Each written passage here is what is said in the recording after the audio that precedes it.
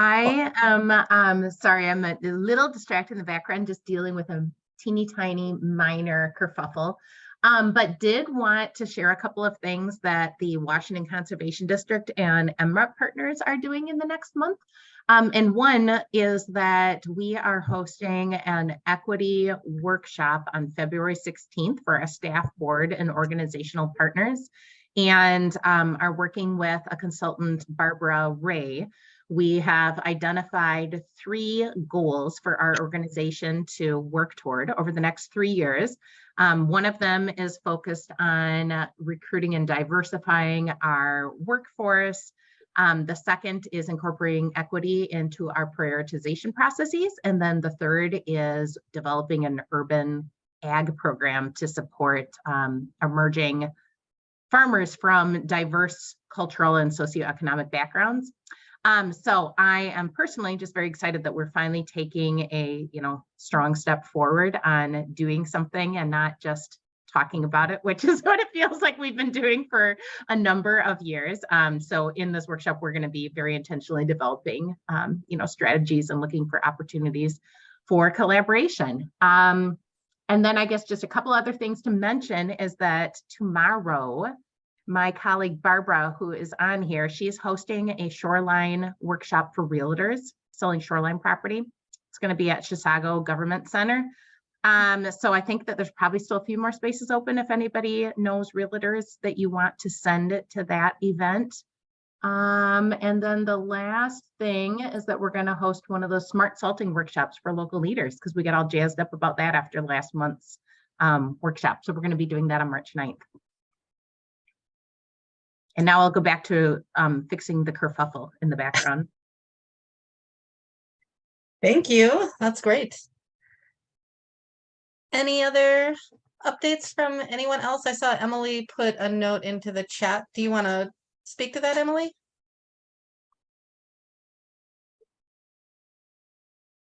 I apologize. I'm also dealing with a kerfuffle. That is why I'm not on camera.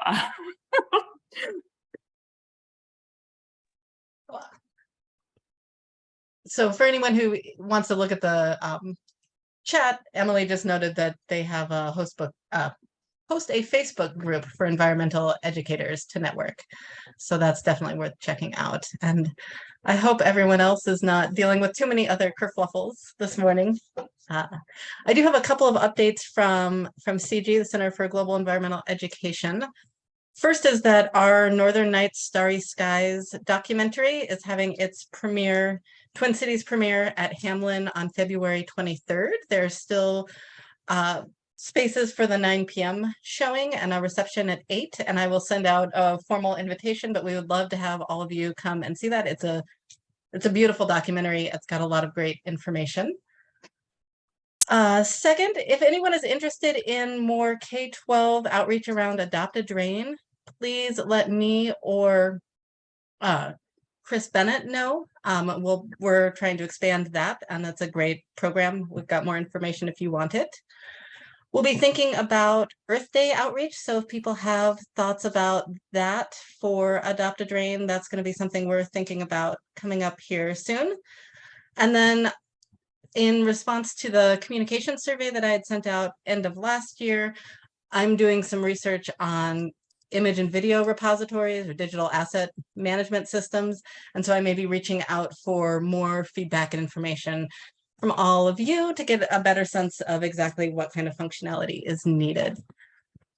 And then I know there are a few other notes in the chat if people want to take a look. Did anyone else want to speak to some of the posts? Looks like there's an environmental summer camp and a little bit more information about the Lakeshore Realtor Workshop.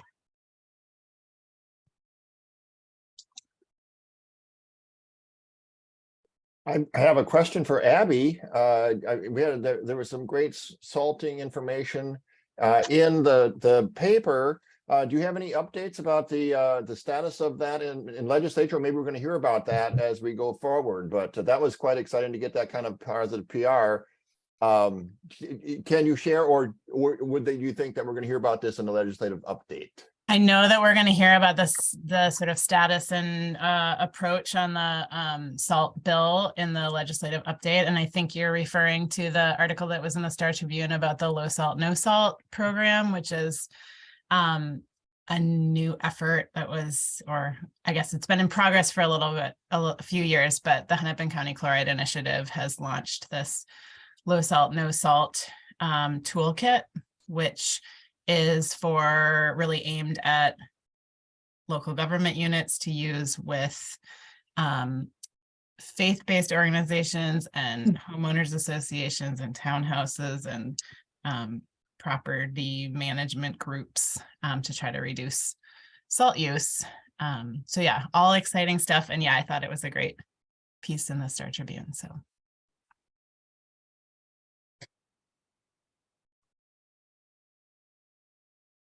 Excellent. Well, let's go ahead and move on to the Passive House presentation.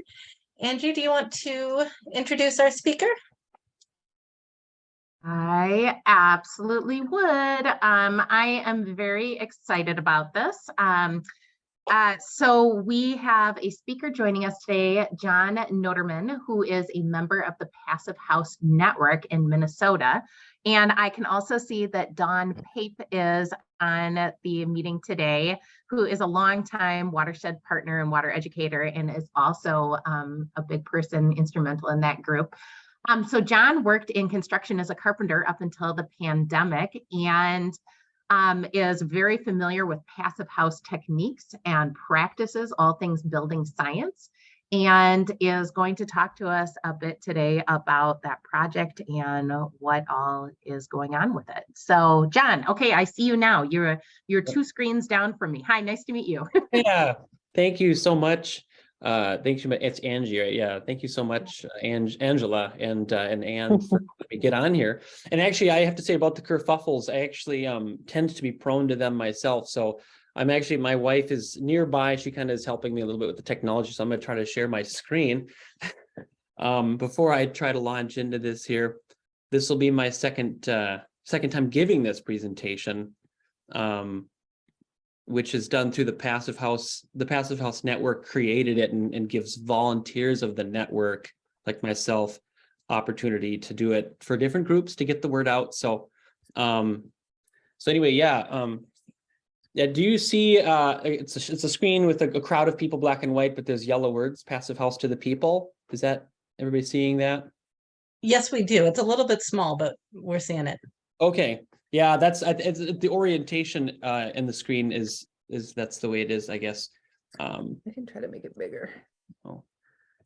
No, I don't know if that's helping or not. I think the picture size is just the way that's just the way that it is. All right, get close to your screen. Yeah. Well, either way. So yeah, I thank you for giving me these 10 minutes. It'll be about 10 minutes of your time here. And yeah, like I say, my name is John, and I'm here on behalf of the Passive House Network. Which is a national non-for-profit that provides passive house education and training, as well as help support those in the passive house community who are committed to building the highest quality buildings, basically for all people. So I'm here to talk about buildings and about building them and improving them and why they're important. What we can do to work together to do better and basically do a lot better. Quite frankly, I'd like to start with a question though, and people can, this is going to be a little bit of a participatory thing at times, so you can jump in here when I give you the chance. But why are buildings so important is my question. And this is a rhetorical question initially. We spend 90% of our time indoors. Buildings account for 40% of global carbon emissions, a giant proportion of the total emissions, quite frankly. Building utility costs are too high and energy insecurity is only growing. Obviously, globally, we see that. Buildings are often unhealthy and are making us sicker and poorer, driving greater social inequity. Big factor there, those inequities. Buildings can be unsafe when the power goes out.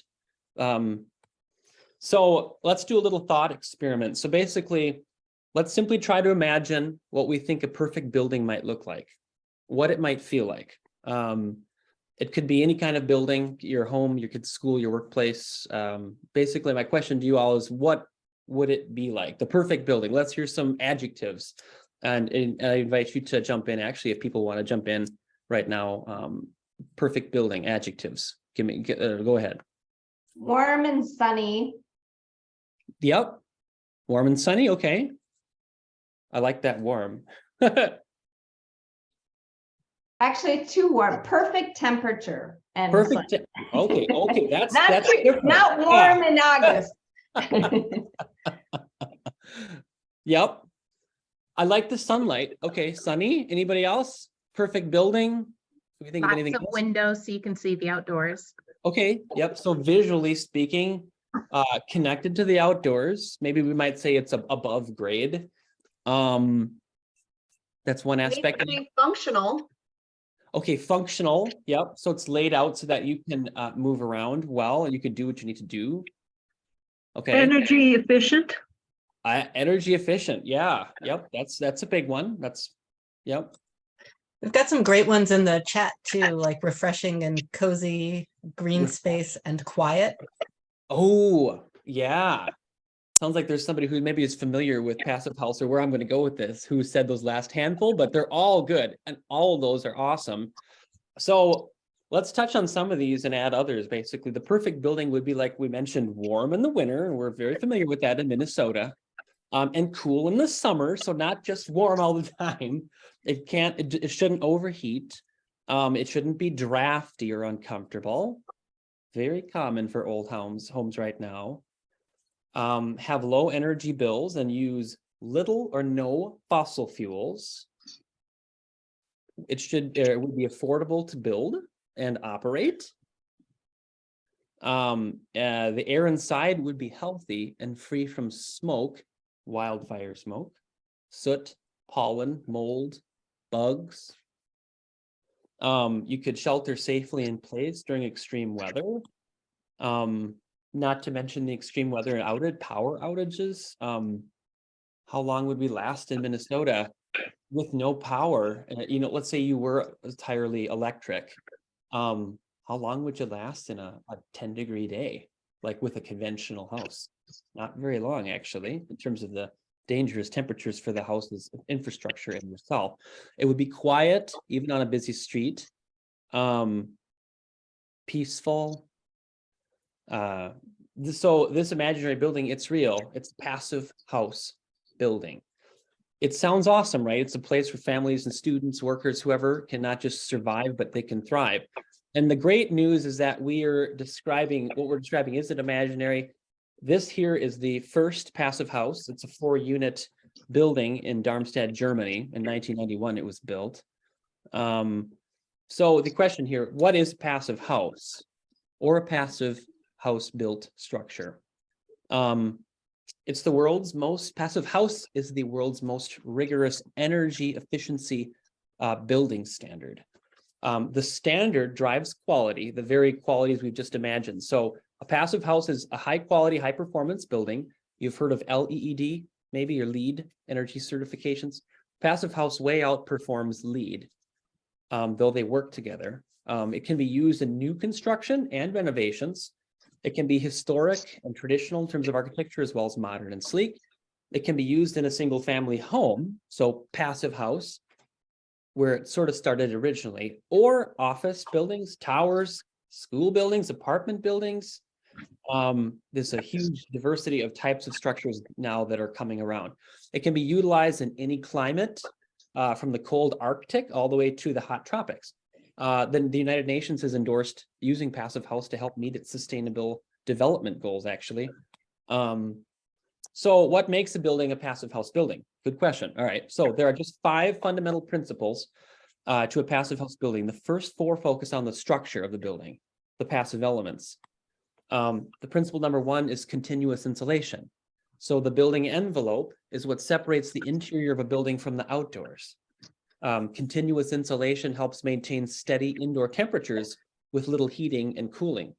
So think of a thermos, and passive house is super insulated. This is a big feature of passive house, but there's multiple features, as I'll show you, but much more insulation than conventional. The thickness is climate specific to the insulation, like a climate rated sleeping bag. Minnesota, we get those 0 rated or negative numbers rated sleeping bags if you're a winter camper. People who are camping in southern climates tend to get those things that maybe go down to whatever, is it like 32 degrees, I think, rated or whatever. So the houses, when they're built and passive, they have ratings for the insulation that's based on those climates. Many passive house buildings turn their heat on for only a few days in the winter, no joke. And you could heat your home literally with candles. So very, very, very efficient. Principle number 2, it's airtight. An airtight enclosure keeps cold air outside in the winter and warm air and humid air outside in the summer, while protecting occupants from pollutants like smog, smoke, allergens, preventing drafts that cause discomfort and energy loss. Extremely important. Airtightness, much tighter than conventional construction. Airtightness optimizes the performance of the building's insulation. Think of like a Gore Tex windbreaker over a fleece sweater. You would in wind, the fleece sweater wouldn't do a thing. It'd keep you warm in some ways when it died down, but you'd feel cold with the wind. So they have to work together, the airtightness insulation. Third principle, thermal bridge-free construction. Now this one's a little bit more, so basically typical buildings have breaks in the insulation at construction joints called thermal bridges. So like at balconies where they come out, wood window frames, the frame itself, or intersections of walls and roofs, just the studs in a wall. The studs themselves bridge the heat from the inside to the outside versus the bay between the studs, which has insulation. Large amounts of heat escape through these thermal bridges, we call them. They cause drafts, condensation, related moisture damages, as well as increased heating and cooling needed. So a passive house ensures continuous insulation is unbroken, meaning there's little minimized thermal bridges in this construction.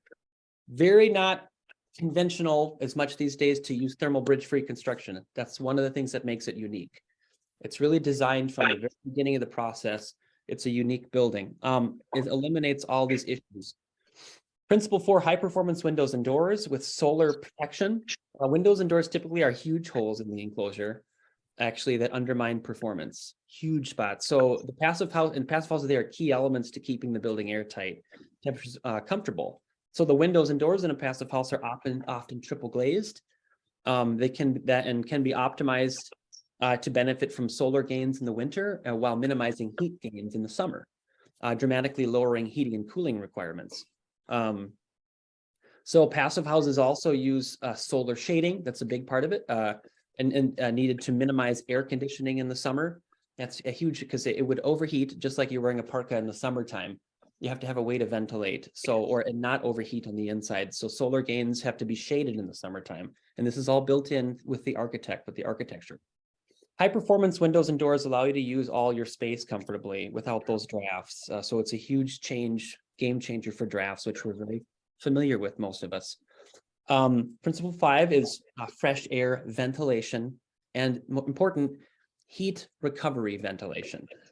So yes, you can open the windows in a passive house building, but we can't depend on natural ventilation alone, because opening windows and doors is often not helpful. The outdoor pollution, noise, it's too cold, obviously, in the winter, hot outside in the summer.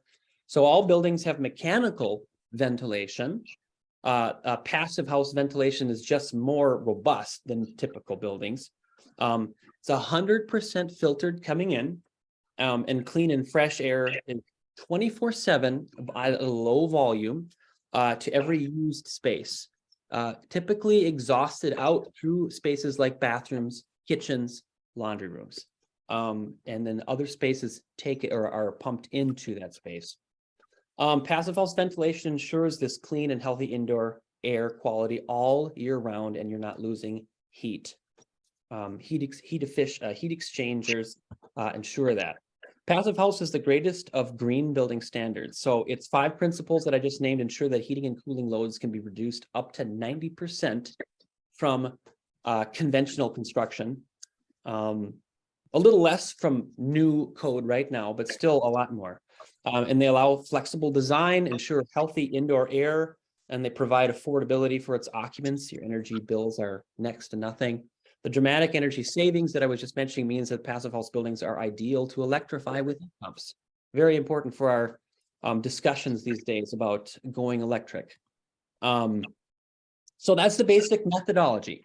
It can be functional and beautiful, and it may leave you wondering, well, why isn't every building a passive house? Well, that's a great question. Passive houses can be a game changer, but more of us need to act. From Massachusetts to California, people, communities, and states are acting on passive house. It is coming into popularity, but slowly. You are active in your community. Obviously, this group is in a lot of ways. So you make the change happen. You care about the climate and about sustainability, particularly with water. And it's a wonderful thing.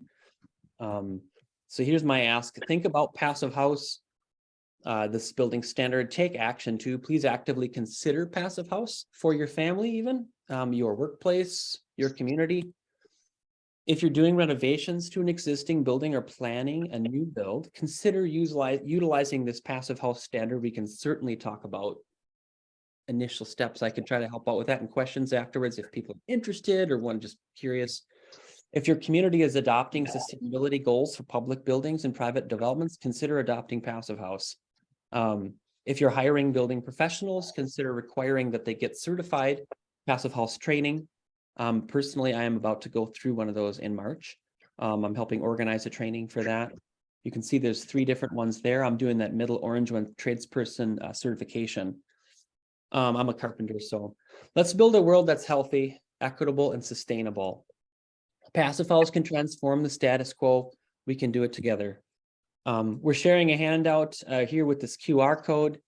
If you want to use that, simply aim your phone and the screen to open it. Yeah. Thank you for your time. I'm happy to answer any questions as best that I can now or at a more convenient time, I guess, whatever works. So yeah, and I'll pass it that. Thank you. We do have some time for questions if anyone has any questions for John.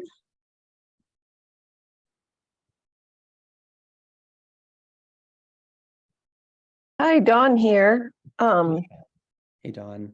Hi. So I am on the board of my local Audubon group, and we have on our YouTube channels, Wild River Audubon, a presentation by Dave Crawford about his passive house in St. Paul. And I just wanted to make sure people knew about that. It's pretty interesting. Dave was a longtime naturalist at Wild River State Park. Ended up buying a house right near Como Park in St. Paul. Oh, he built the Lexington house. Okay. Yes. Okay. Yep. Oh, I didn't know who he was. Okay, great. Yes. So if anyone's interested, I can find that or just look up Wild River Audubon YouTube channel, and that's there. And it's really interesting. Very interesting. Yeah. Thank you.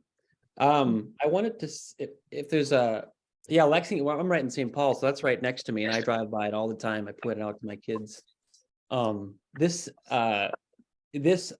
building standard can be coupled with so many different good things. One of the things I mentioned is LEED, or leadership and energy efficient design. And so you can couple it with that. Also, a lot of people who tend to build these projects tend to incorporate into them a lot of other features, such as water reuse, gray water reuse systems. This is very common, you know. The passive house standard couples very well with other environmental efforts.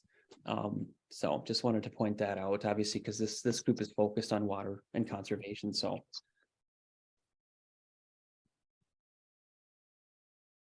I'm actually trying to get my screen back on here. All right, there we go. Yeah. Any other questions or thoughts? I know a lot of people in the chat are saying how much they would love to have a passive house, which I agree with. But this was great.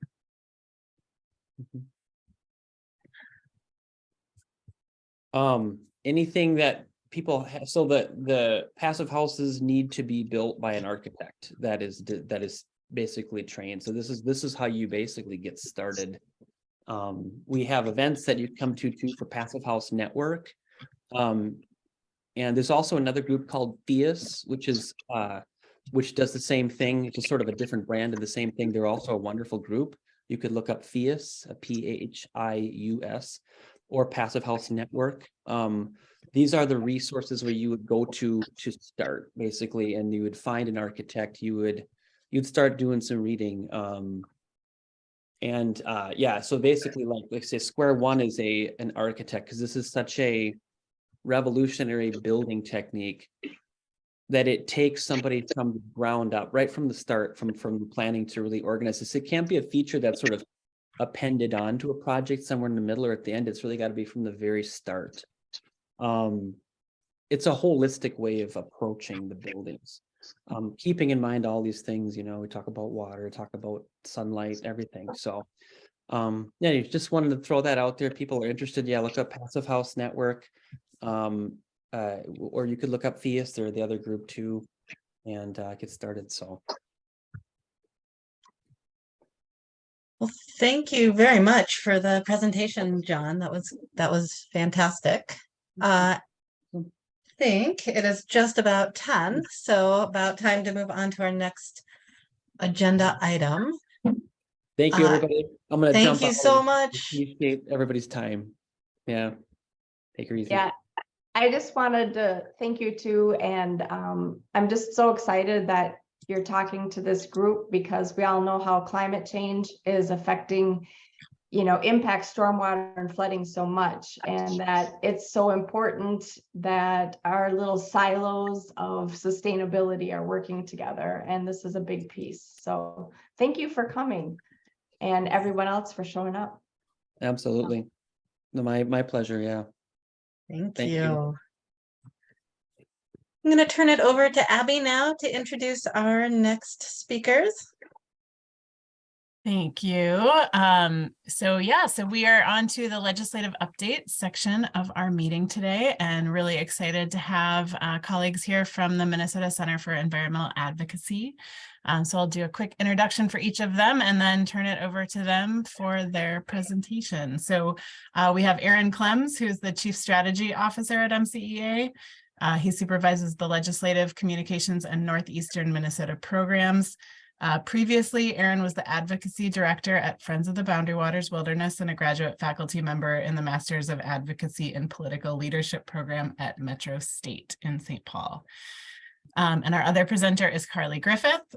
She is the Water Program Director at MCEA and a PhD candidate in geography at the University of Wisconsin-Madison, where she's conducted legal and policy research on water and mineral resources in the upper Midwest and Northern Great Plains. Before joining MCEA, she was a PhD fellow at Midwest Environmental Advocates, a nonprofit environmental law and advocacy center in Madison. She also taught in the legal studies program at the University of Wisconsin and was an editor for the Edge Effects magazine of the Nelson Institute for Environmental Studies. And so with that, I'm going to turn it over to Aaron and Carly for the presentation. Hi, everybody. Thank you so much for hosting us. I was great to speak to you last year about the SALT bill, and that's one thing that we'll talk about a little bit later as we get into some of the bills that are moving at this legislature. And I'm excited to be joined by Carly. Carly is relatively new to MCEA and has really hit the ground running on a number of issues that we'll talk about later, about particularly agricultural drainage and other and lead service lines, and a couple of other issues of concern to this group and others that care about water in Minnesota. And I appreciate the introduction. We do have some slides, so maybe we'll just get into the slides and we can talk to it. And of course, we'll try to bounce out so that you're not just staring at your screen the whole time, but let's see if we can get this to work. Yeah, we welcome questions at any point as we go through the presentation. Yes, absolutely. And we will definitely carve out at least enough time for 15 minutes or so for you to answer questions. So get your questions answered. Start from the beginning. How about we start that? Here we go. Okay, does everyone see the slides? Okay. So first of all, just who MCEA is. We are a nonprofit law firm and advocacy organization. We use law and science to protect Minnesota's environment and their health. We've been around since 1974, so nearly 50 years. We have 33 employees split between St. Paul and Duluth, Minnesota. And actually today we have an in-person staff meeting, which is really fun because we get to see our staff from across the state coming in. And it's really exciting to have that happen, especially in an era of COVID. We have 4 program areas: water, which we'll talk about today, of course, but also climate, Northeastern Minnesota, and healthy communities, which is a lot of environmental justice work in the Twin Cities. And I think we're kind of unique amongst environmental groups in Minnesota in that we kind of touch on all the different places where policy is being made, whether it's at the legislature, in regulatory agencies, or in court. And we use our legal ability to hold decisions accountable to the law and science when it's necessary. As Abby mentioned, I'm the Chief Strategy Officer, and Carly is the Water Program Director. We have our contact info here. We'll also have it at the end of the display. We welcome anyone to reach out to us at any time if you have any questions. So I'm going to start with just a little bit of legislative landscape, and some of this might be familiar to you. Some of it might be a little bit different. And that is that, of course, everyone knows we've got different control, politically speaking, at the legislature these days than we did previously, where it was split between Republican control of the Senate and Democratic control of the House. And that shift of control, where the governor and the House and the Senate are all in the same political party, is important, and it's changed a lot. But it's not always the way you might think. So one of the things that's happened is that there was a lot of pent-up policy that had just kind of stacked up because of the log jam that was created by gridlock, where the House and the Senate were kind of at odds with each other. And that included a bunch of stuff that's basic housekeeping for the legislature, including things like the DNR's lands bill that was done last year. Things like the LCCMR allocations from the lottery-funded Environment and Natural Resources Trust Fund bill didn't get done last year. Right. A lot of folks know that those projects are important to approve because, you know, a lot of them are academic research projects or implementation of trails and parks projects. And so the inability to move that stuff regularly through the process really did slow things down and have effects that are kind of reverberating today. And that means that a lot of the first few weeks of the legislature has been trying to play catch-up work for what didn't get done at the end of the last legislative session. And so if you're seeing a lot of frenetic activity over there, that you're not wrong. It's really, a lot of that has to do with trying to catch up with what was lost. There are over 1,400 bills already introduced in the Minnesota House. To give you some context, there were about 4,000 bills introduced in the last 2 years at the legislative session. And in the first month of this one, there are over 1,400 bills. And according to some rumors, there are probably another 2,000 or 3,000 sitting in the revisor's office right now. It's gotten to the point where the Speaker of the House is, so traditionally what would happen is advocates like myself would go to the legislature, we talk to a legislator about an idea we wanted to see become law, and they would say, yeah, go talk to the revisor about that and get it drafted. Now they're telling the members that they have to directly ask the revisor to do work to try to slow this down and prevent and to reduce the number of bills that are being introduced because they can't keep up with it. Mentioned the idea about committees charging ahead with bills, particularly the Environment and Natural Resources Committee in the House approved the LCCMR bill and the lands bill for the DNR in the first week of being in session, and those bills are headed to the floor. And we're seeing for the first time in several years some real movement on what I would call standalone bills that try to change policy. I think the best example probably is what you saw signed yesterday into law, the 100% clean energy bill. Rather than being folded into an omnibus bill or becoming part of a very large legislative package, now you're looking at some ideas being judged on their own merits and moving forward on their own accord. And that has more to do with the fact that there's agreement across the bodies about what they want to move. Whereas before there was kind of this game of how can we create packages that the other side can't say no to. And so that's really changing the character of policymaking at the legislature as well. And there's a couple questions at the bottom here, which I think we're still open-ended questions. Will the GOP, who are in the minority now, will they want to be part of this policymaking process, or will they settle into kind of an oppose everything mode? So far, it's looking like there's a mixture of both. The real question will be around the bonding bill, which traditionally is the one place where you've seen bipartisan agreement between the parties, and a lot of it is on water infrastructure.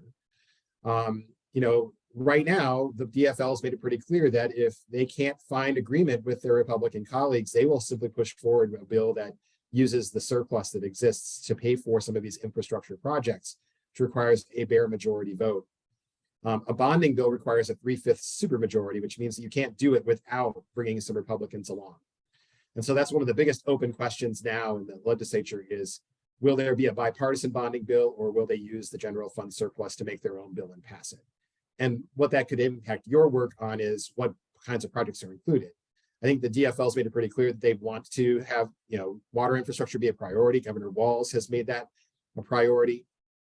But it will change the character of what's in those bills, depending on whether it's a bipartisan exercise or whether it is a partisan exercise.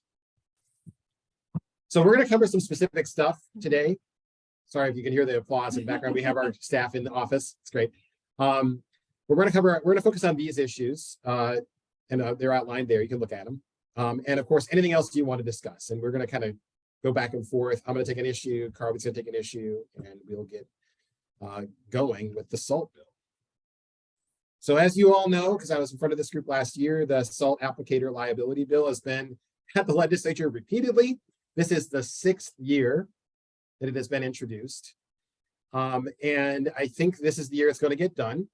But I said that last year too, and I was wrong. So I'm going to take it with a grain of salt, so to speak. The bill's numbers are there, HF 820 and SF 755. They have different authors this year because of the change in control, and also the fact that some of the folks who we've worked with in the past are taking on other bodies of work. So Brad Tapke, who represents the area of Shakopee, is the House author, and Kelly Morrison, who is a new senator in the Lake Minnetonka area, is the Senate author. And we do not have any hearings scheduled yet. I think one of the things that has kind of thrown this bill into a loop has been about discussions around legal liability and what legal liability standards should be included in that bill. For those of you who don't know, this bill would basically do 3 things. It would establish best practices in the application of salt for de-icing. It would create a certification process where folks could go through and get certified as smart salting. These 2 things already really kind of exist, as you know, right? There's a lot of folks that have been doing this work. The real trick is, how do we get private applicators to really get into these classes? Because they're about a quarter of the salt load when it comes to de-icing salt in the metro area. And then the last part would be for folks who are private applicators who go through the certification process and are following best practices, a reduction in their eventual potential liability for slip and fall accidents. One of the weird things about this bill has been that, despite the fact this is about legal liability, really very few people ever go to court on a slip and fall accident. I mean, like, you don't have this kind of, you slip, you fall, you're injured, you go to court, you get money. Right. More often it's an insurance claim that gets paid out. And so there's a kind of interaction there. And it means that this liability standard is really important, but it also is not quite as straightforward as we thought it might be when we started doing this work. Brad Tapke is a landscaper, and that's his background in his everyday life. And so we're hopeful that that will bring along some of the private applicators in terms of wanting to negotiate. And his goal is to negotiate directly with the trial lawyers and others on this before we bring the bill forward for a committee hearing. And the first committee hearing will be in civil law this time, which is probably the appropriate place because of that liability standard. So if you want to help out, please let your legislators know in your service area that you want this to pass. Let me know if you want to be part of a sign-on letter. We're beginning to get this organized. It's a little bit slower than the previous session. You may recall that we were off to a pell-mell sprint at the beginning of last session. Because of the switch in control and all the pent-up work, we have to wait a little bit. There's kind of a queue that's been formed. And so we expect this probably to heat up in March and April of this year, as opposed to early in the session as we did previously. When it is heard, we would love it if you would consider testifying in favor of the bill. Abby did a great job of testifying at the legislature last session. We've had a great deal of success working with our Watershed partners on this bill throughout the years working on it. Sue Neeson, who some of you might be aware of, the Master Water Stewards program, has been kind of the rock of this work, and she continues to do it. By the way, on the right side of your screen, you'll notice there's a map. It shows some red lines and some blue squiggly lines, and a lot of the lines are there. These are the watersheds that you guys work to protect. You'll notice this is a new map that came out from the Met Council just about a month ago, showing that in most of the metro watersheds and most of those streams that we're seeing increasing concentrations of chloride. And of course, some of the most impaired streams in the state for chloride are here in the metro area. And it's because of the concentration of de-icing as well as other sources of salt. And also at the very bottom of the screen, you'll see that there is an action alert. If you want to take a really easy email action to just email your legislators and say you support these bills, you can go to mncenter.org /action/salt/smarter, but you can also just go to our website and just go to hit the take action button at the top right, and it'll take you to that as well. And that is my spiel on salt, and I'm going to turn it over to Carly to talk about drainage reform. Yeah, thank you, Aaron. So I'm going to jump in here with some of the work that's going on in our water program this legislative session to address drainage. So, you know, as we know, drainage tile and ditch systems are designed to move water off the land as quickly as possible and have fundamentally transformed the hydrology of our state. So there's a picture here of an outfall from a private drain tile system into a jurisdictional ditch. So we have found that there's really a transparency gap in the public notice requirements that exist for drainage system improvements and repairs. The current public notice provisions that are in Minnesota Drainage Code 103E only require notice at the stage of the preliminary engineer's report, which is usually 6 to 9 months after a petition has been filed by landowners for drainage system improvement. So this notice is by mail. It is notice to the project petitioners themselves and to residents of the immediate jurisdiction of a local drainage authority, and that is usually the county or a watershed district, especially up in the Red River Valley. We see more watershed districts. However, we know that drainage systems have much broader impacts beyond the immediate jurisdiction of a local drainage authority, such as on public water resources and recreational use. Also, we know drain tile is the primary pathway in our state for nitrate to our surface water, so we see increased nutrient loads. We also see increased sedimentation, and with increased sedimentation comes phosphorus loads. And then we see impacts to downstream landowners and downstream local governments in both erosion and flooding. So we think that there's a transparency gap here because the required public notice provisions are within the immediate jurisdiction of the local drainage authority, but the impacts are much broader than that jurisdiction. So what we've put together, we put in a bill to the revisor's office. So we are in the queue that Aaron mentioned previously. And this is for a centralized state agency database for early public notice at the petition stage. So the proposed bill does not change any of the substantive law on how drainage system improvements and repairs are considered and how they are approved or denied. But what it does do is it fills this transparency gap that I just talked about through this centralized database for early public notice at the petition stage. So one question you might ask is why the petition stage? So petitions are, you know, when landowners in a drainage system come together to petition their drainage authority for an improvement or a major repair. These petitions generally come in 6 to 9 months before the preliminary engineer's report, and therefore allow the notice at this stage would allow members of the public to look at relevant plans for the watershed in question. These are all the plans that you know well from your work. So the TMDLs for impaired waterways. And we have a real focus in our work in the Minnesota River Valley in southern Minnesota, where there are heavy impairments for total suspended solids, for phosphorus. There's a variety of impairments that we like to look to and pay attention to when we see these new drainage system projects. So it would allow time for members of the public to look at these relevant plans, the TMDLs, the RAPs, the One Watershed, One Plan. And if they choose to prepare comments meant to inform project design and project approval by the local drainage authority. So it would give them time to do the research that they might want to do and prepare comments if they choose to, that they can give at the preliminary hearing or the final hearing.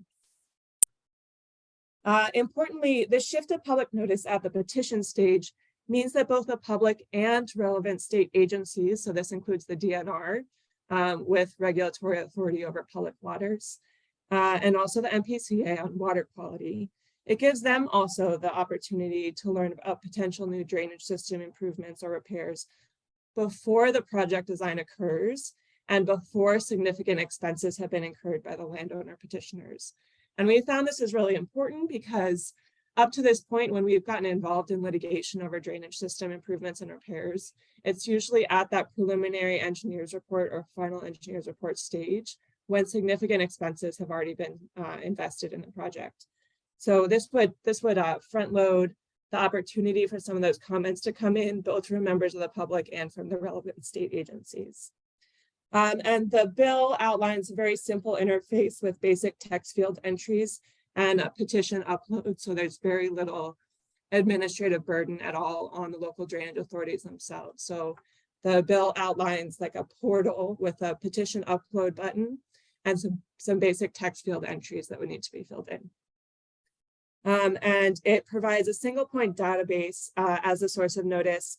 And this would be a big improvement on the current status quo, which basically requires interested members of the public to try to follow individual projects across about 90 different local drainage authorities across the state. And again, the only required notice is by mail. Then there's options that aren't required for notice in a legal newspaper. I don't know about you, but I'm not up on my local legal newspaper notices. And then in some cases, local drainage authorities will have a website, but that isn't consistent across the state. So rather than require people to try to go through all of these many different systems for notice at the local level, it would be a centralized database at the state level. So it's into the revisor's office.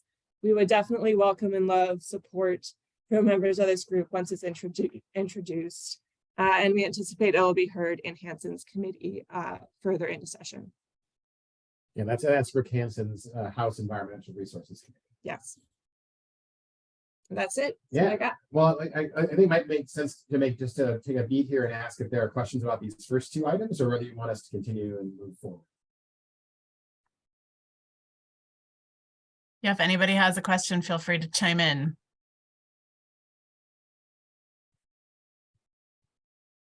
A quick one with this drainage reform.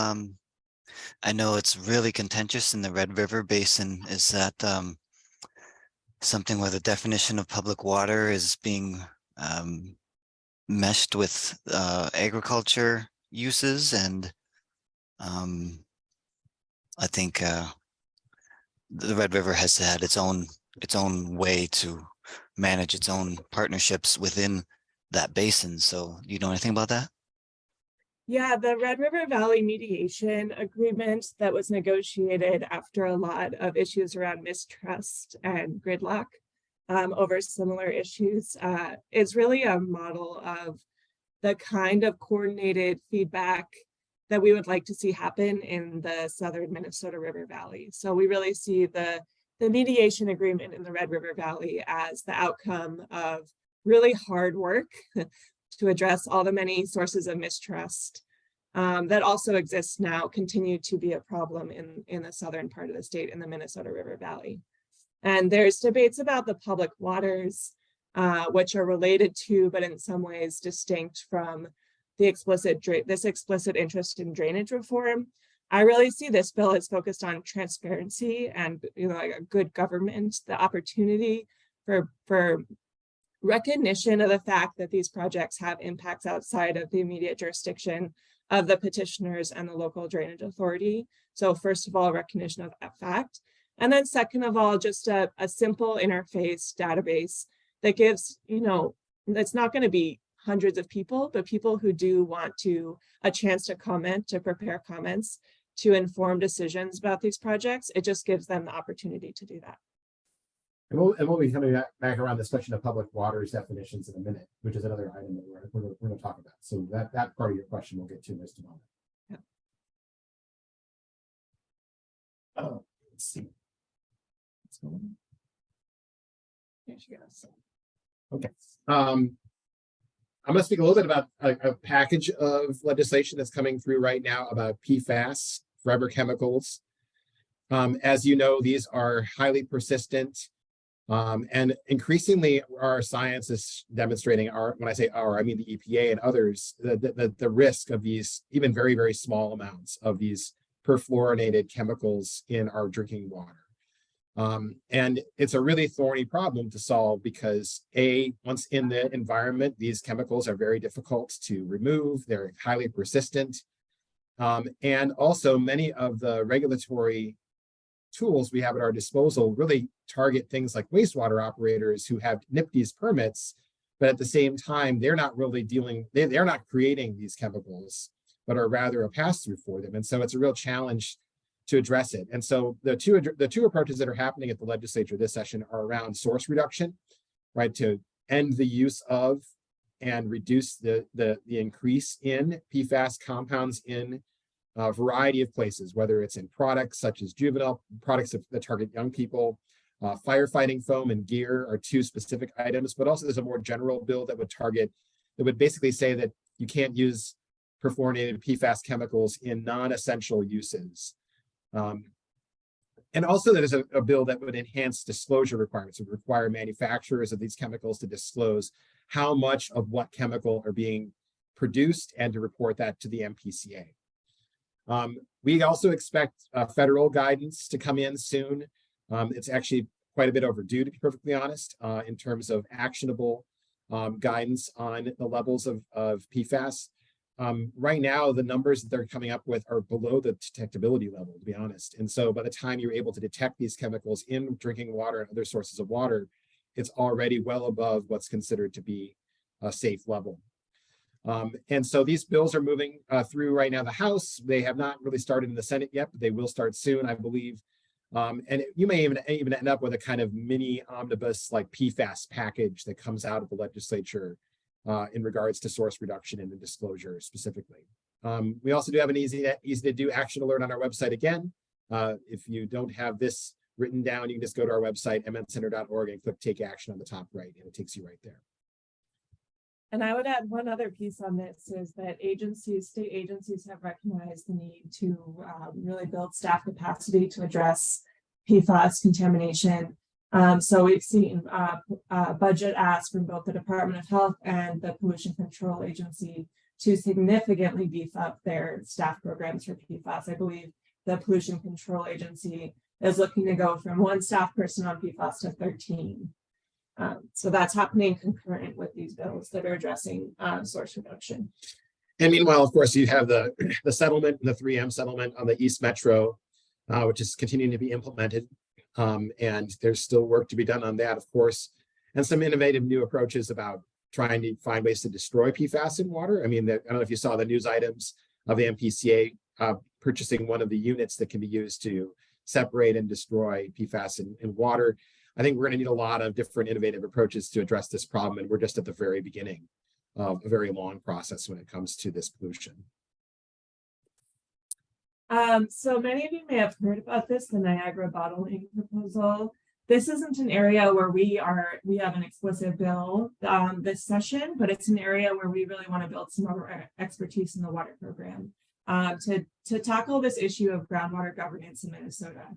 Because we always think of ourselves as a very water-rich state, but in fact, given increased pressure from population growth and agricultural use and climate change, most importantly, we really need to think about how we are sustainable with our groundwater appropriations.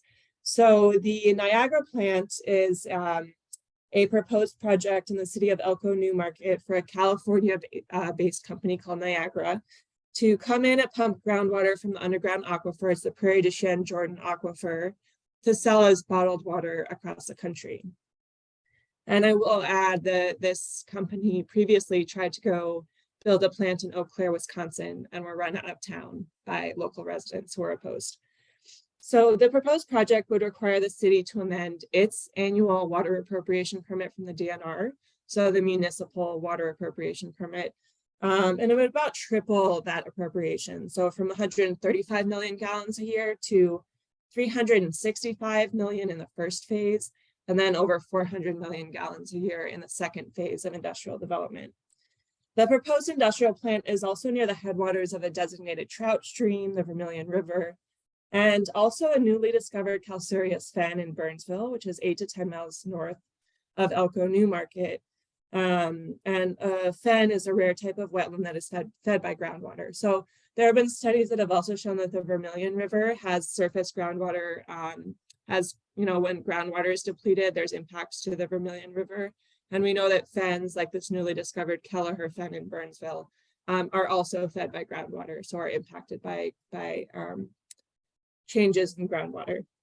So local landowners are also concerned about potential impacts to private well owners in the area, for whom it is much harder to just dig a deeper well if this large industrial use causes subsidence in the aquifer. So the city of Elko New Market itself has already indicated that it plans to dig a deeper municipal well to address the potential for subsidence, you know, when there's a single large use causes the aquifer to subside downward. But private well owners who tend to already have much shallower wells than municipal wells don't have access to the same, you know, it's their own money if they're forced to dig a deeper well. So under the administrative rules for groundwater appropriations, there are particular procedures to follow if a proposed project has probable interference with the public water supply and or private domestic wells. However, these procedures do not include a public notice and comment period. And generally, DNR's water appropriation permits are not open to public notice and comment. So that's part of the problem here, is a procedural issue where these permits aren't open to public notice and comment. So a group of local advocates that we have worked with did put together an EAW petition. We shared some resources on how to put together an environmental assessment worksheet petition that the environmental impacts of this project need to be reviewed before a decision is made. You need 100 signatures to file an EAW petition. They collected 400 by hand. They went door to door in their community and got 400 signatures. That EAW petition is currently under review by the DNR, and we anticipate a decision by the end of the month. So there's a couple different areas of statute that we are looking into here as potential ways to address these issues of groundwater governance in Minnesota.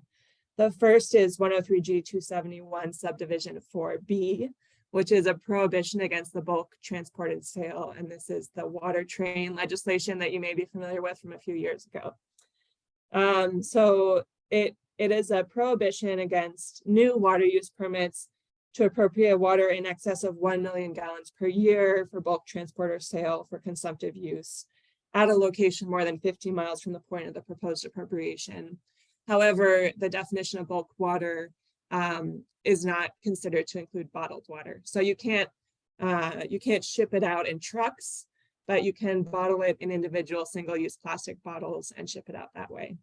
In trucks. Yes, in trucks, in bottles in trucks. So, you know, one potential angle is to look for the addition, to add to that definition of bulk transport and sale for it to include bottled water. And then we would also, because this is a modified permit as opposed to a new permit, that's another obstacle here. This is not a new water appropriation permit for a single industrial use.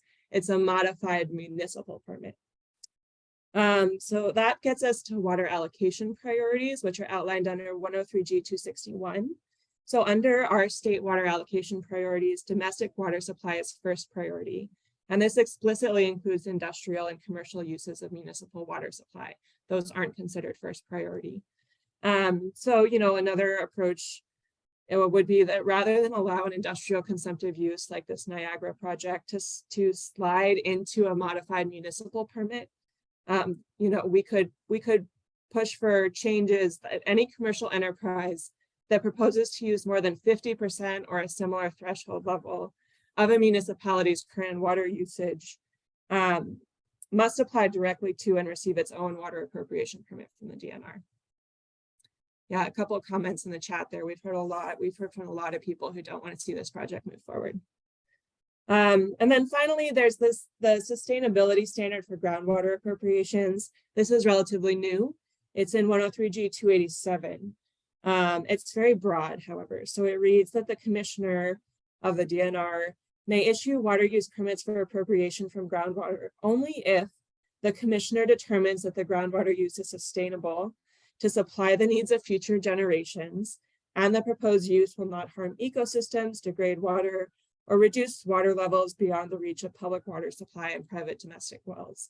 Well, I've already outlined some of the ways that this proposed permit raises some of those standards into question in terms of impacts to local resources like the Vermilion River and the Kelleher Fen, and also impacts to private well owners.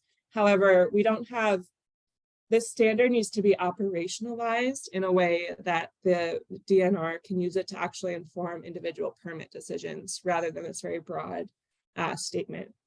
So this final point here, the sustainability standard for groundwater, is a topic that the Clean Water Council has recently picked up.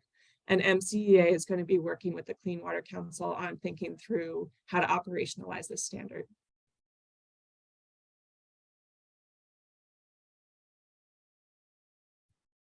Couple other quick ones. Many of you are probably familiar with the Lawns and Legumes program that was launched a couple of years ago using Environment and Natural Resources Trust Fund funds. So that's the lottery funded source of funding. And there has been a bill introduced, as already heard, and approved by the House Committee to make this popular program permanent and increase the allocation to about $2 million per year in the next biennium. The last round of funding was for approximately $900,000 of one-time money from the ENRTF. And I don't know that that $2 million per year will survive the budgeting negotiating process. It will be part of, many priorities will have to be sorted out, but I would expect that they will approve a permanent ongoing appropriation for this program. I know that Blue Thumb and others have been administering these grants, as well as Bowser. And so, it'll be interesting to see how this develops, but this is a very popular program that a lot of folks have seized on. I think over almost 1,000 projects have been completed so far statewide. More than 1,000, I'm sorry, there's 7,500 Minnesotans applied for relatively small grants, but it's a really good way to enhance habitat. And a lot of these native plantings also have benefits for water quality, especially in small doses. So we expect to see that move forward. And another quick one here. So this is one that's probably very relevant to your work. So infrastructure. So we've had this once in a generation investment through the bipartisan infrastructure bill at the federal level in our nation's infrastructure and communities that quadruples the money available through the drinking water program and the clean water program. So it's a $30 billion investment at the national level in our state drinking water program. So that's the Drinking Water State Revolving Fund programs. And half of that money is intended as additional subsidy to disadvantaged communities. So there's been a lot of conversation around how affordability criteria are written in a statute. And then there's also new dedicated funds for lead service line replacement and PFAS remediation specifically. And the new directed funds for lead service line replacement have recommended a new section in statute. So we handle, in Minnesota, we administer our state revolving fund dollars through statute. And the Public Facilities Authority has recommended a new section in statute to direct allocation of these dedicated lead service funds. And as I said, there's been lots of discussion around how to define affordability criteria under that new section of statute, and also how to coordinate public and private side water line replacement. So as you're probably familiar with, with a water main line, with a water service line, you have a municipal or utility side from the curb stop to the water main, and then a private or customer side from the curb stop to the water meter in the house. And you really want to coordinate so that the replacement of both the public and the private side can happen at the same time, not only because of the significant cost and labor investment to tear up and replace these water lines, but also because it can actually increase risk of lead exposure if just half of the line is replaced. So there's currently a bill at the legislature for an appropriation of these funds, these dedicated funds don't actually require a state match, but there is still a bill at the Minnesota legislature for an appropriation of general funds to supplement this federal investment. I will testify at the Capitol this afternoon in support of that bill. Given the surplus that we have, I think this is really an opportunity to try to get ahead of this issue while we have the resources. And then there's also the question of the dedicated PFAS funds for wastewater infrastructure. So some of our main questions in the water program are, can we use these funds to develop programs to monitor not only influent, but also effluent and biosolids for PFAS contamination, and also to invest in pre-treatment programs where wastewater treatment facilities set requirements for their significant industrial users to go through pre-treatment programs to address the potential for PFAS contamination in their discharge before it reaches the wastewater treatment facility. So I think we wanted to leave some time for questions here. So. Oh yeah, and just real quickly, we've got much more information on our website. We do a lot of work to try to make sure, especially during the legislative session, that we're updating this regularly. So mncenter.org is our website. Where a lot of these resources will be is under How We Win Shaping Policy on the top. One particular thing I wanted to highlight is we have a bill tracker where we track a number of bills that are related to all of our programs, but a lot of water bills are on here. And I picked 2 that we talked about today. And so for each one of them, you can directly link to the legislative website. You can watch MCEA's testimony. If there's an action alert that allows us people to take email action, they can do that really easily, or see fact sheets related to that program, related to that bill. And one last thing I wanted to highlight before we get open to the floor to questions is that we have a legislative webinar on environmental justice legislation that's going to happen next week, February 14th at noon. We've been doing a series of legislative webinars. Sasha Lewis-Norell from Clean Water Action and Roxanne O'Brien of Community Members for Environmental Justice are going to join us for that webinar, and you can sign up and register for free at MCEA's website under news and events. And thank you for your kind attention. I will share these slides with Abby and she will pass it on to the group. And otherwise, we'd like to open the floor to your questions and conversation. I think there's one in chat. Oh yeah, it's in chat. If folks have questions, you can either put them in the chat or it would be great to just hear you ask them. And so maybe if people want to put hands up just so we can moderate a bit.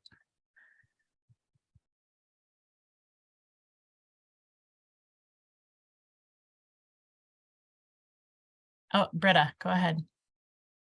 Hi, thanks for talking about the Elko New Market, Niagara issue.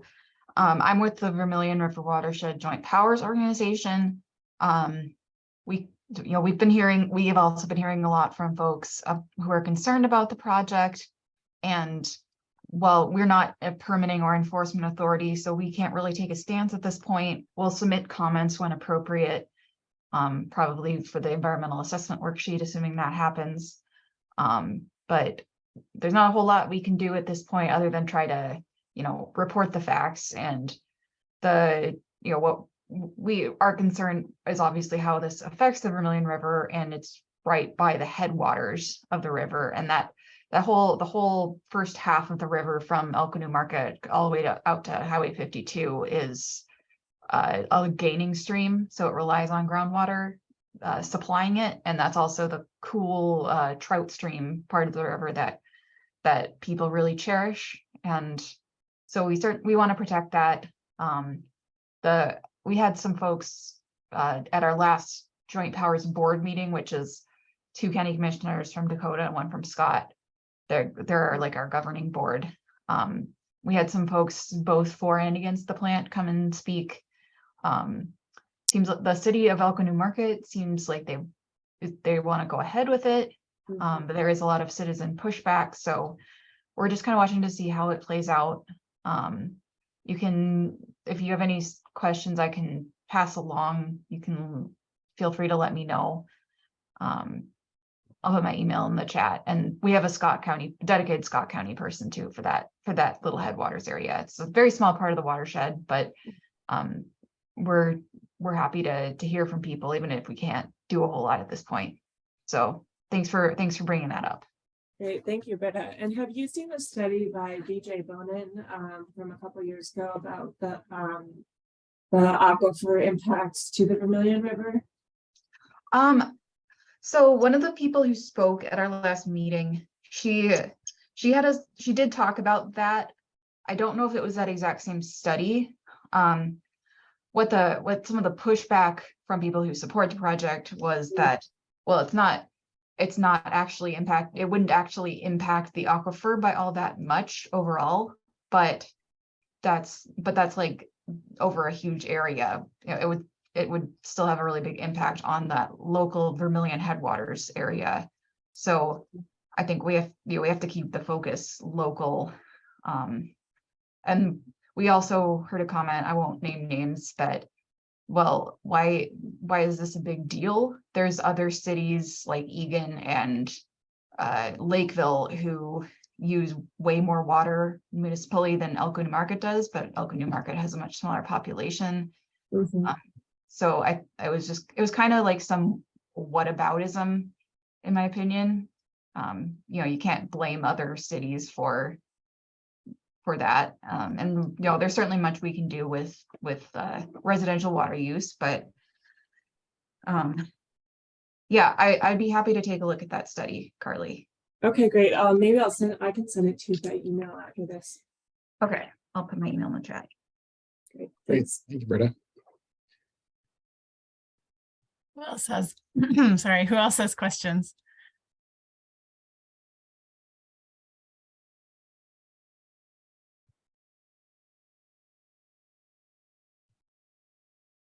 I know Brita always has to say this, but I'm gonna just say it for it's Brita and not Britta. Thanks, Nick. Got it. Thank you. I have a friend named Britta. Sorry about that. Patience. Okay, hello, thanks for being here. Is there a water day at the Capitol this year or anything that citizens can get involved in to show up and talk about these issues? That's a great question. I don't believe that there's a water, you may be familiar with Water Action Day, which Minnesota Environmental Partnership organized several times in the last few years. I think there's a more general kind of climate and water day that's being contemplated around Earth Day this year, but I don't know exactly what that date is yet. And I'd be happy to pass that information on to Abby for distribution to this group when it becomes available. But I mean, one thing when you said, is there a day? There's literally every day at the Capitol right now. I mean, it's wild. I mean, it's been a long time since I've seen so many people, rotunda rallies and so on and so forth, and on every issue under the sun. So one of the challenges of this session, to be honest, is getting attention. I mean, the truth is that with this legislature in its current form, it's going to be about getting up or down that agenda. You know, and so there's so many competing priorities that are all kind of screaming for attention at the same time that, you know, any way we can make these issues more visible to our legislators is really valuable because I think that when push comes to shove, they're gonna be making choices between priorities. So I don't know that there's a day, there will be a day plan. I don't know what it is yet. I will pass on that information and it's still in the planning stages. Yeah, thanks. I think that's a good lesson in even if you think the political winds are in your favor, don't take for granted that your issue will be the priority. Definitely. Yeah, I mean, there's a whole host of priorities that honestly have been kind of stuck at the legislature for a while now, and all of them are coming to the fore at the same time, right? And that's just a real challenge, and it's part of the reason why it's such a busy time, but also it tells you kind of what the new approach needs to be at the legislature to get things done, is you have to get higher up that priority level. Go ahead, Nick. Cool. Back to salt liability. I've heard that the committee focus has been kind of the missing link in the past, and you mentioned that briefly. Is this new committee effort kind of like dabbling into the committees, or is it like, okay, committee full force kind of strategy? Well, I think, would you say?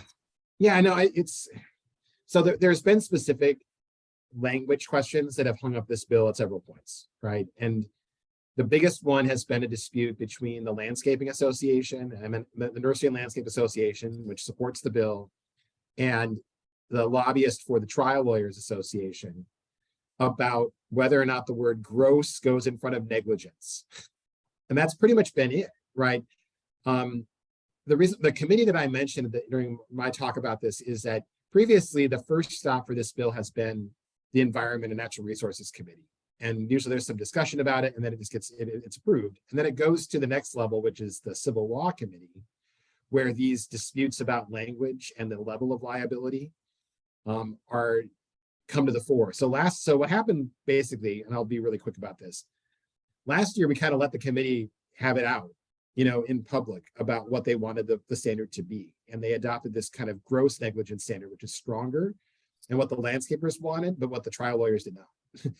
And this year, our approach has been to try to negotiate that in advance before it goes to the first committee stop, so that there's not going to be a surprise about it. And so those negotiations, as far as I know, are ongoing. They're being led by Representative Tabke, and we're waiting to hear more from him about what the negotiation results in. I think in the end, you know, the advocates that have been working on this bill for several years really want to see something get done. Because I think one of the most important things is the establishment of best practices in statute and the ongoing funding of the smart salting training program, which has been very successful. I mean, there's wonderful data about how this is reducing salt use among everyone that takes it.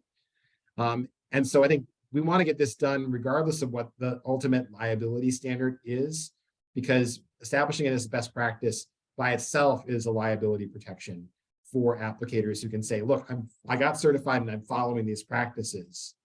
That is a valuable thing regardless of what the actual technical standard is. I hope that answers your question. Yeah, thanks. Send a list of names. So a request here, it looks like, to send a list of names and areas of representation. Oh yeah, no, that would be great. I mean, I think that's honestly, like, that's a great comment, because it is one of the things about legislative work that no one knows about, which is how much legislators love to be thanked.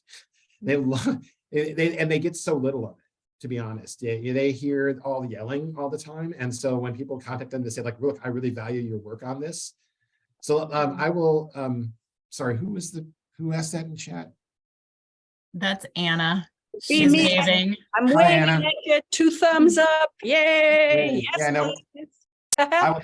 I can definitely work on that, Anna, and I'd love to pass that along, because anytime you can give an add a boy, girl, person to anybody at the legislature who's doing good work, it's worth doing it. Even though it doesn't feel like it, it kind of feels like an afterthought, but they really do appreciate it. And it does, these water issues are complicated, and they're also not like high reward issues. And so for them, they really need to hear from people that are in this work about why their work is valued. So I really appreciate that comment.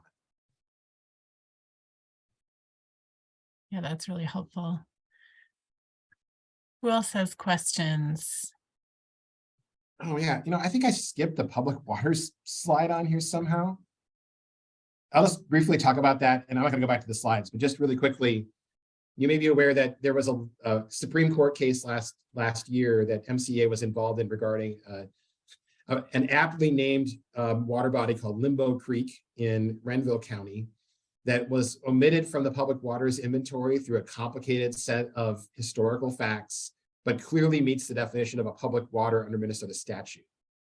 And in the Supreme Court's decision, they agreed with us that it was a public water, but did so in a relatively complicated way that didn't really establish a clear precedent that made it clear that the public waters definition in statute was the controlling factor and not whether a water was on this public waters inventory, which was done in the late 70s and early 80s, and is a good tool for identifying public waters, but has a number of omissions and gaps in it because of a lack of technology at the time, and honestly, some political disputes about what should count as a public water during the time that it was created. And so right now we're also pursuing legislative guidance because the Supreme Court asked the legislature to weigh in on this question. And the fix that we are proposing is basically to say that the public waters inventory is not a determining factor about whether a water is or is not a public water.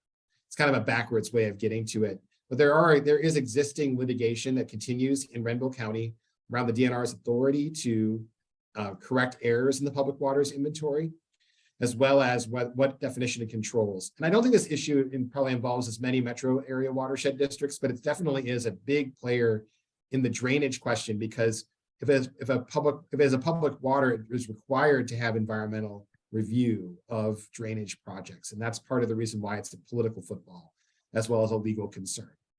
So anyway, I just wanted to make sure that I didn't skip that over, because I know that I mentioned we would talk about that during the presentation. So thank you for your indulgence. We've seen a lot of bills from what might be called opposing parties that are really targeting the process to update the PW, the public waters inventory itself, and really slow down that process and make it go through all these additional layers of procedural steps to make any changes to the public waters inventory. So our strategy is really to focus on just to really sidestep that question of how updates to the inventory itself are made, and really just underline the fact that it's the statutory definition that governs rather than inclusion on the inventory.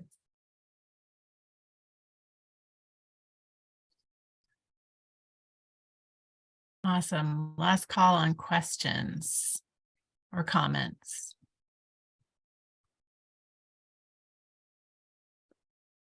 Well, thank you both.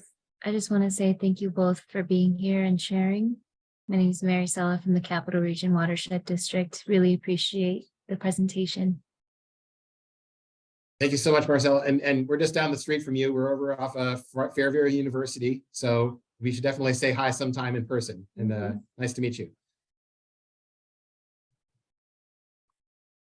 One last thing before we go, just want to thank you guys for your work. It is really valuable and critically important work for Minnesota and for Minnesotans who depend on clean water. We stand with you guys on that work and would love to be a resource for you as is helpful to you. So please don't hesitate to reach out to us. And especially, if you're interested in plugging into advocacy at the legislature on any of the bills we've discussed, please feel free to reach out to me and I can connect you with the right folks. And we would appreciate any help you can give us on those priorities. And thank you so much for being here today. Awesome. Thank you so much, Carly and Aaron. That was fantastic. I am happy as a representative of the MWMO to organize another sign-on letter for the smart salting legislation. If folks want to opt in, feel free to reach out to me. I'll probably do a reach out to all of you to see who wants to be in on that this year, but that should be pretty easy. And I assume that would be helpful. Aaron, absolutely. Send that to you guys. Okay. Very helpful. Thank you. Okay. Well, awesome. Well, thank you everybody so much. This is fantastic. Great to hear what's going on. And a reminder that next month's Watershed Partners meeting will be in person at the MWMO. Maybe we haven't announced that yet. So, hey, we're announcing that it's going to be in person at the MWMO, and it'll be a weaving water workshop, which is a hands-on art experience with the artists in residence that we have at the MWMO right now. And we'll send out more info about that, but just to put it on your radar, in person next month. So thanks, everybody. Thank you. Thank you. Thank you.